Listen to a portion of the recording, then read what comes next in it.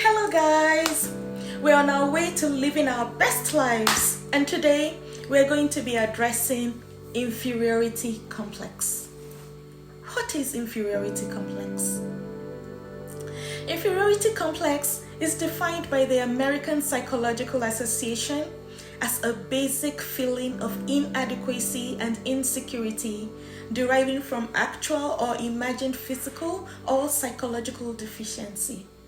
It is a condition in which you have constant feelings of inadequacy or insecurity in your daily life due to a belief that you are physically or mentally inferior to others.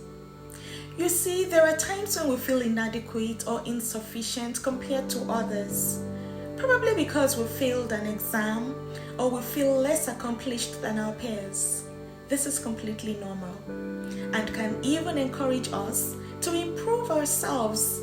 After all, if you don't make mistakes and learn from them, you will never be able to grow and improve. This feeling is also quite normal in childhood. Children experience inferiority as a natural way of encouraging them to grow and improve throughout their formative years and become accomplished adults. If they are properly nurtured, they learn to overcome challenges, move past their sense of inadequacy, learn to accept life challenges, and not being ashamed when experiencing difficulty. So what then could cause inferiority complex? According to Erikson's model of psychosocial stages of development, children who are emotionally or physically abused, especially as punishment for apparent shortcomings, may internalize those sentiments and lose self-esteem. So there should be a balance when training children. As you use the rod of correction, remember also to use the staff of comfort. Children who are denied affection because someone who is a parent or mentor sees them as unworthy, or just because the person is physically or emotionally unavailable, may try to earn that affection through achievement. When it is still withheld, the child may feel that they have not earned their parents' love or attention and experience feelings of inadequacy or inferiority as a result. Adult experiences such as racism and discrimination can bring about feelings of inferiority complex. Living with an unappreciative spouse or partner, or relating with emotionally abusive people can also cause this. Lack of or low education too can leave people feeling inferior to highly educated people. Some people are just prone to having this trait. Those who are at risk for developing a complex include people who show signs of low self-esteem or self-worth or have low status in their peer group. They may also display symptoms similar to depression.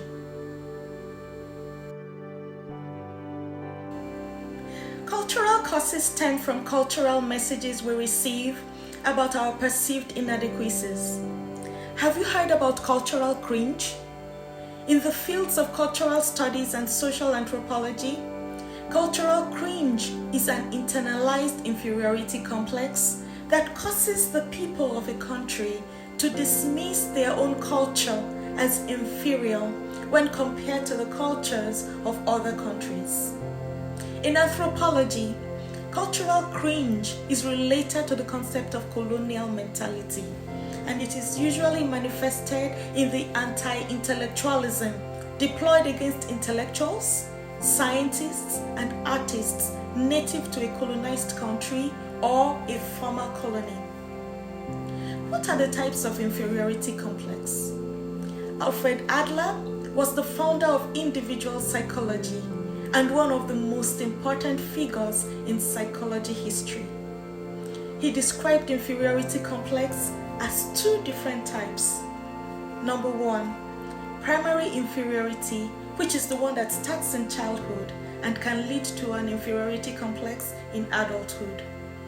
Number two, secondary inferiority, which occurs when adults are unable to reach their own subjective goals for security and success. As a result of this, leftover feelings of inferiority from childhood may intensify.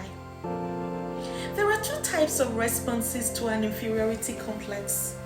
It's either the sufferer becomes so withdrawn that they rarely interact with others, or they overcompensate by becoming excessively competitive in an effort to prove that they are not inferior. The second form can also sometimes develop into superiority complex. Even though they are considered opposing disorders, inferiority complex and superiority complex often overlap and coexist. Superiority complex means that a person believes that they are superior to others in certain ways. They may boast about themselves and exaggerate their accomplishments and abilities.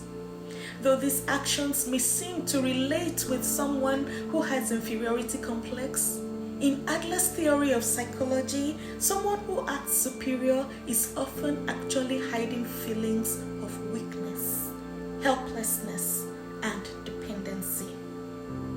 So what are the signs that show that someone has inferiority complex? Identifying someone with an inferiority or superiority complex can be tricky because their actions don't always correlate with their true thoughts. Here are the signs to watch out for. 1. They are highly competitive and try to make others feel insecure. 2. They always talk about their achievements. 3. They complain a lot. 4. They constantly seek validation from others. 5. They make themselves the center of attention. 6. They are too sensitive to criticism. They quarrel with those that attempt to criticize them, but regularly criticize others themselves. 7. They have a hard time admitting that they are wrong. They just wouldn't accept it. 8. They have frequent mood swings. 9. They often withdraw from social situations and everyday activities. 10. They are perfectionists. 11. They express feelings of hostility, frustration, nervousness, or aggression. 12. They have difficulty sleeping, which is also known as insomnia. If you see yourself manifesting most of these symptoms, kindly wait till the end. Let's discuss the cure. And if this type of content is what you enjoy, kindly consider subscribing, liking, and press the notification bell too. Thanks as you do. Symptoms of inferiority complex go beyond occasional bouts of low self-esteem or worries about your abilities. They are persistent. Sometimes people with an inferiority complex show signs of being overconfident or narcissistic, but this really isn't the case. Instead, it's a way of hiding an overwhelming feeling of being inadequate. Luckily, there are ways of managing inferiority complex or getting rid of it completely. And how do we do this? Number 1, self-examination. When people criticize you or point out your faults, don't react immediately.